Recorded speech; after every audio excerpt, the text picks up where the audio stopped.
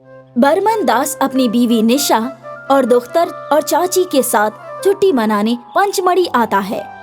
बर्मन दास पंचमढ़ी में होटल में नहीं रुकता, बल्कि एक बंगला किराए पर लेता है। वो बाजार खरीदारी करने जाता है।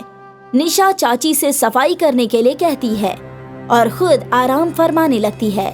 चाची बंगले की सफाई करते हुए आंगन में आती है। अरे, ये तो कद्दू की बेल है, खाद पानी के बगैर सूख गई है। चलो, मैं ही इसमें खाद पानी डाल देती हूँ। पूरे बंगले की सफाई करते हुए मैं थक गई हूँ। चलो, थोड़ा आराम फरमा लेती हूँ। निशा, चाची कहाँ हैं? वो खाने पर क्यों नहीं आई? वो खाना खाकर पहले ही सो गई हैं। अब्बा, दादी ने खाना नहीं खाया, वो भूखी सो रही है। आरती, तुम खामोश रहो। निशा, इसे तुम क्यों डांट रही हो? आरती क्या झूठ बोल रही है? इसको क्या पता, चाची को खाना मैंने अपने हाथों से खिलाया है। देखो निशा, मेरी अम्मी के इंतकाल के बाद चाची ने ही मेरी परवरिश की है। वो मेरे लिए अम्मी जैसी हैं। मैं भी तो उन्हें अपनी अम्मी समझती हूँ ना। हम जहाँ रहेंगे, जिस हाल में रहेंगे, चाची हमारे साथ रहेंगी। तो क्या चाची हमारे साथ अमेरिका भी जा रही हैं? मेरा मतलब, आपकी नौकरी अमेरिका में लग गई है ना? वहाँ तो सिर्फ खानदान के लोगों को ही रहने की इजाजत होती है। चाची इस खानदान की रुकन हैं और वो हमारे साथ अमेरिका जा रही हैं।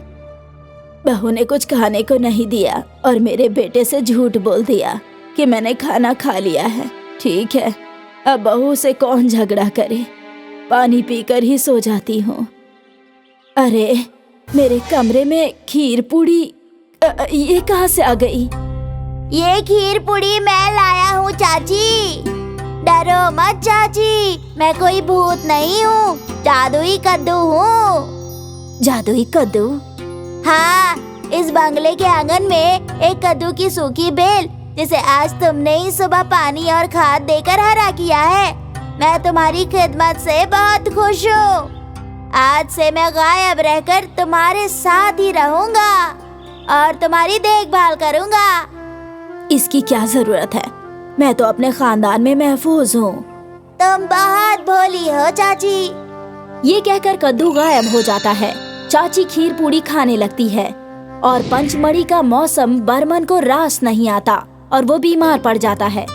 निशा अपने शौहर बर्मन को बंगले में छोड़कर अपनी दोख्तर और चाची के साथ पंचमढ़ी के खूबसूरत पहाड़ की सैर करने लग जाती है।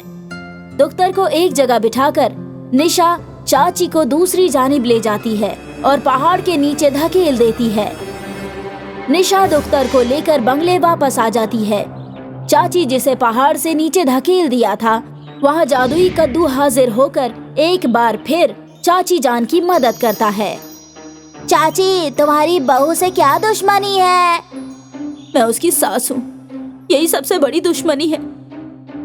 अगर आज तुमने नहीं बचाया होता तो मेरा तो काम तमाम हो जाता। चाची, मेरे होते हुए तुम्हें कोई नहीं मार सकता। चाची, तुम?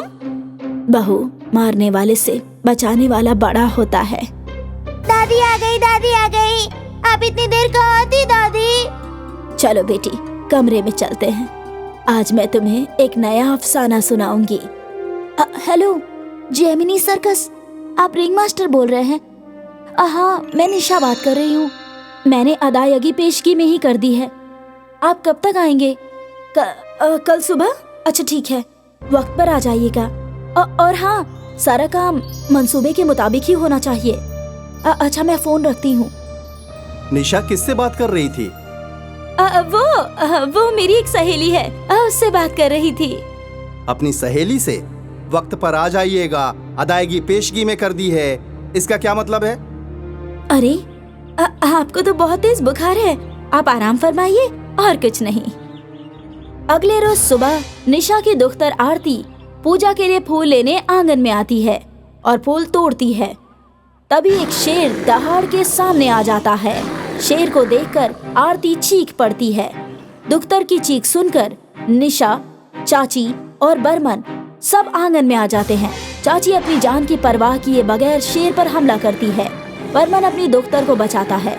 शेर चाची पर झपटता है और उन्हें जख्मी कर देता है। बर्मन बेटा, तुम आरती को लेकर अंदर जाओ। बहू तुम भी अंदर जाओ। नहीं चाची, हम आपको छोड़कर कैसे जा सकते हैं? निशा तुम आरती को संभालो, मैं चाची को बचाता हूँ। नहीं बर्मन, तुम्हें आरती की कसम, तुम निशा को लेकर अंदर जाओ, मेरी फिक्र मत करो। ठीक है चाची, मैं अभी पुलिस को बुलाता हूँ। चाची बर्मन को कसम देकर मजबूर कर देती है।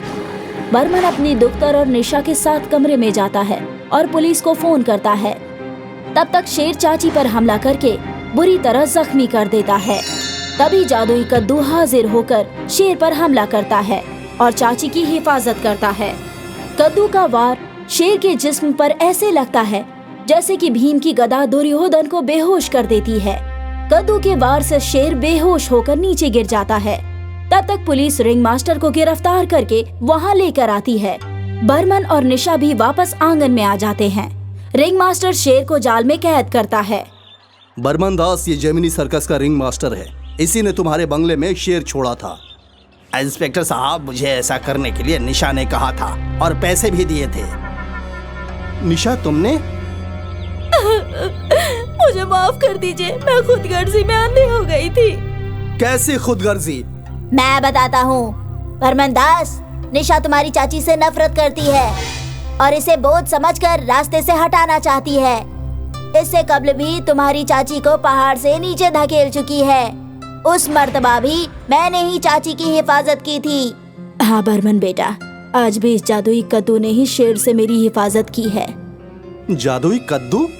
हाँ बेटा, ये एक लंबी दास्तान है, मैं तुम्हें बाद में बताऊंगी। हाँ बर्मन दास, इस वक्त तुम्हारी चाची बहुत जख्मी है, उन्हें फौरन अस्पताल ले जाओ और मैं तुम्हारी बीवी निशा को पुलिस स्टेशन ले जाता हूँ। चलो निशा। रुकिए इंस्पेक्टर साहब, निशा मेरी बहू है, मेरे घर की इज्जत है। इसने मेरे साथ जो कुछ भी किया, मैं वो सारे गुनाह माफ करती हूँ। आप भी इसे माफ कर दीजिए। उम्मीद है बहू आगे से ऐसा कुछ नहीं करेगी। चाची जान, मुझे माफ कर दीजिए, आइंदा से मैं ऐसी कोई गलती नहीं करूँगी। ठीक है बहू, मैंने तुम्हें माफ किया। चाची, अब मैं भी इजाजत चाहता हूँ। कभी कोई परेशानी हो तो मुझे याद करना, मैं फौरन आ जाऊंगा और फिर सबको कद्दू का कमाल दिखाऊंगा। रिंग मास्टर, एक का हिसाब तो चाची ने कर दिया, अब तुम्हारा हिसाब मैं करूंगा। चलो मेरे साथ। कहते हैं दुनिया में ममता का कोई जवाब नहीं है। चाची ने उसी ममता से निशा को माफ कर दिया। बर्मन दास अपनी बीवी निशा और दुख्तर और चाची के साथ छुट्टी मनाने पंचमढ़ी आता है। बर्मन दास पंचमढ़ी में होटल में नहीं रुकता, बल्कि एक बंगला किराए पर लेता है। वो बाजार खरीदारी करने जाता है। निशा चाची से सफाई करने के लिए कहती है और खुद आराम फरमाने लगती है। चाची बंगले की सफाई करते हुए आंगन में आती है। अरे, ये तो कद्दू की बेल है, खाद पानी के बगैर सूख गई है। चलो, मैं ही इसमें खाद पानी डाल देती हूँ। पूरे बंगले की सफाई करते हुए मैं थक गई हूँ। चलो, थोड़ा आराम फरमा लेती हूँ। निशा, चाची कहाँ हैं? वो खाने पर क्यों नहीं आई? वो खाना खाकर पहले ही सो गई हैं। अब्बा, दादी ने खाना नहीं खाया, वो भूखी सो रही है। आरती, तुम खामोश रहो। निशा, इसे तुम क्यों डांट रही हो? आरती क्या झूठ बोल रही है? इसको क्या पता, चाची को खाना मैंने अपने हाथों से खिलाया है। देखो निशा, मेरी अम्मी के इंतकाल के बाद चाची ने ही मेरी परवरिश की है। वो मेरे लिए अम्मी जैसी हैं। मैं भी तो उन्हें अपनी अम्मी ही समझती हूँ ना। हम जहाँ रहेंगे, जिस हाल में रहेंगे, चाची हमारे साथ रहेंगी। तो क्या चाची हमारे साथ अमेरिका भी जा रही हैं? मेरा मतलब, आपकी नौकरी अमेरिका में लग गई है ना? वहाँ तो सिर्फ खानदान के लोगों को ही रहने की इजाजत होती है। चाची इस खानदान की रुकन हैं और वो हमारे साथ अमेरिका जा रही हैं। बहू ने कुछ खाने को नहीं दिया और मेरे बेटे से झूठ बोल दिया कि मैंने खाना खा लिया है। ठीक है, अब बहू से कौन झगड़ा करे, पानी पीकर ही सो जाती हूँ। अरे, मेरे कमरे में खीर पूड़ी ये कहाँ से आ गई? ये खीर पूड़ी मैं लाया हूँ चाची। डरो मत चाची, मैं कोई भूत नहीं हूँ, जादुई कद्दू हूँ। जादुई कद्दू? हाँ, इस बंगले के आंगन में एक कद्दू की सूखी बेल जिसे आज तुमने ही सुबह पानी और खाद देकर हरा किया है। मैं तुम्हारी खिदमत से बहुत खुश हूँ। आज से मैं गायब रहकर तुम्हारे साथ ही रहूंगा और तुम्हारी देखभाल करूंगा। इसकी क्या जरूरत है? मैं तो अपने खानदान में महफूज हूँ। तुम बहुत भोली हो चाची। ये कहकर कद्दू गायब हो जाता है। चाची खीर पूड़ी खाने लगती है और पंचमढ़ी का मौसम बर्मन को रास नहीं आता और वो बीमार पड़ जाता है। निशा अपने शौहर बर्मन को बंगले में छोड़कर अपनी दुख्तर और चाची के साथ पंचमढ़ी के खूबसूरत पहाड़ की सैर करने लग जाती है। दुख्तर को एक जगह बिठाकर निशा चाची को दूसरी जानिब ले जाती है और पहाड़ के नीचे धकेल देती है। निशा दुख्तर को लेकर बंगले वापस आ जाती है। चाची जिसे पहाड़ से नीचे धकेल दिया था, वहाँ जादुई कद्दू हाजिर होकर एक बार फिर चाची जान की मदद करता है। चाची, तुम्हारी बहू से क्या दुश्मनी है? मैं उसकी सास हूँ, यही सबसे बड़ी दुश्मनी है। अगर आज तुमने नहीं बचाया होता तो मेरा तो काम तमाम हो जाता। चाची, मेरे होते हुए तुम्हें कोई नहीं मार सकता। चाची, तुम? बहू मारने वाले से बचाने वाला बड़ा होता है। दादी आ गई, दादी आ गई। आप इतनी देर कहाँ थी दादी? चलो बेटी, कमरे में चलते हैं। आज मैं तुम्हें एक नया अफसाना सुनाऊंगी। हेलो जेमिनी सर्कस, आप रिंग मास्टर बोल रहे हैं? हाँ, मैं निशा बात कर रही हूँ। मैंने अदायगी पेशगी में ही कर दी है। आप कब तक आएंगे? कल सुबह? अच्छा ठीक है, वक्त पर आ जाइएगा। और हाँ, सारा काम मंसूबे के मुताबिक ही होना चाहिए। अच्छा, मैं फोन रखती हूँ। निशा किससे बात कर रही थी? वो मेरी एक सहेली है, उससे बात कर रही थी। अपनी सहेली से? वक्त पर आ जाइएगा, अदायगी पेशगी में कर दी है, इसका क्या मतलब है? अरे आपको तो बहुत तेज बुखार है, आप आराम फरमाइए और कुछ नहीं। अगले रोज सुबह निशा की दुख्तर आरती पूजा के लिए फूल लेने आंगन में आती है और फूल तोड़ती है। तभी एक शेर दहाड़ के सामने आ जाता है। शेर को देखकर आरती चीख पड़ती है। दुख्तर की चीख सुनकर निशा, चाची और बर्मन सब आंगन में आ जाते हैं। चाची अपनी जान की परवाह किए बगैर शेर पर हमला करती है। बर्मन अपनी दुख्तर को बचाता है। शेर चाची पर झपटता है और उन्हें जख्मी कर देता है। बर्मन बेटा, तुम आरती को लेकर अंदर जाओ। बहू, तुम भी अंदर जाओ। नहीं चाची, हम आपको छोड़कर कैसे जा सकते हैं? निशा, तुम आरती को संभालो, मैं चाची को बचाता हूँ। नहीं बर्मन, तुम्हें आरती की कसम, तुम निशा को लेकर अंदर जाओ, मेरी फिक्र मत करो। ठीक है चाची, मैं अभी पुलिस को बुलाता हूँ। चाची बर्मन को कसम देकर मजबूर कर देती है। बर्मन अपनी दुख्तर और निशा के साथ कमरे में जाता है और पुलिस को फोन करता है। तब तक शेर चाची पर हमला करके बुरी तरह जख्मी कर देता है। तभी जादुई कद्दू हाजिर होकर शेर पर हमला करता है और चाची की हिफाजत करता है। कद्दू का वार शेर के जिस्म पर ऐसे लगता है जैसे कि भीम की गदा दुर्योधन को बेहोश कर देती है। कद्दू के वार से शेर बेहोश होकर नीचे गिर जाता है। तब तक पुलिस रिंग मास्टर को गिरफ्तार करके वहाँ लेकर आती है। बर्मन और निशा भी वापस आंगन में आ जाते हैं।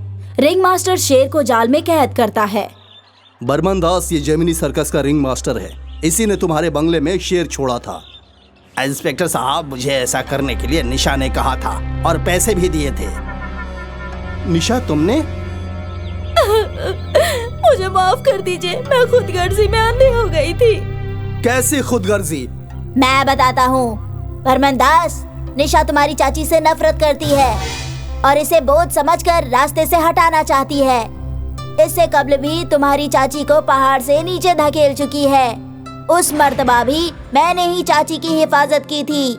हाँ बर्मन बेटा, आज भी इस जादुई कद्दू ने ही शेर से मेरी हिफाजत की है। जादुई कद्दू?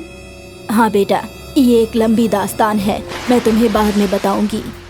हाँ बर्मन दास, इस वक्त तुम्हारी चाची बहुत जख्मी है, उन्हें फौरन अस्पताल ले जाओ और मैं तुम्हारी बीवी निशा को पुलिस स्टेशन ले जाता हूँ। चलो निशा। रुकिए इंस्पेक्टर साहब, निशा मेरी बहू है, मेरे घर की इज्जत है। इसने मेरे साथ जो कुछ भी किया मैं वो सारे गुनाह माफ करती हूँ। आप भी इसे माफ कर दीजिए। उम्मीद है बहू आगे से ऐसा कुछ नहीं करेगी। चाची जान, मुझे माफ कर दीजिए। आइंदा से मैं ऐसी कोई गलती नहीं करूँगी। ठीक है बहू, मैंने तुम्हें माफ किया। चाची, अब मैं भी इजाजत चाहता हूँ।